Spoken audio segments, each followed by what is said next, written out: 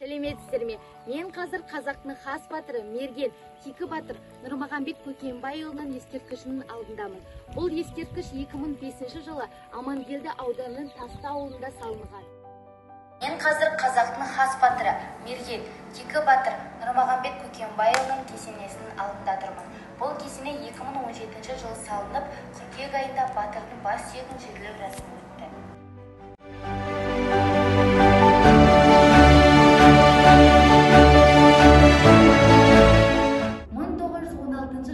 Торғайда болған ұлт-азаттық қозғалыстың тарихындағы ең белсенді әрі аты аңызға айналған тұлғалардың бірі Кикі батыр Нұрмағамбет Көкембайұлы 1871 жылы Қостанай облысының Петума деген жерінде дүниеге келген.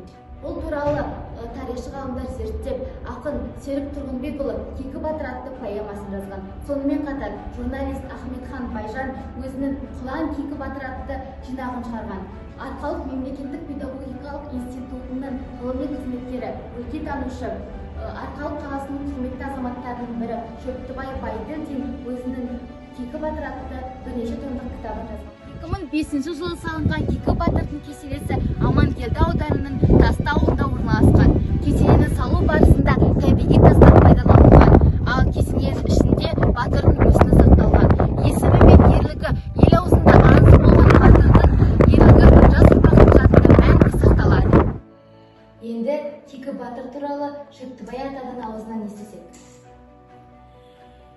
Кикі батыр 1916 жылғы ұлт-азаттық көтерілісінің қаһармандарының бірі емес, бірегейі деп айтсақ болады.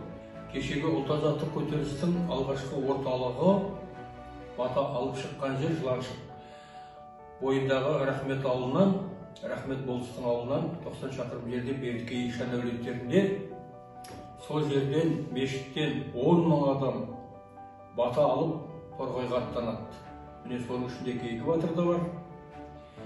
Кикі 1916 жылға дейін орыстың соғыстан қашқан солдаттар Қытайға өтіп бара жатқан, солармен соғысқан адам.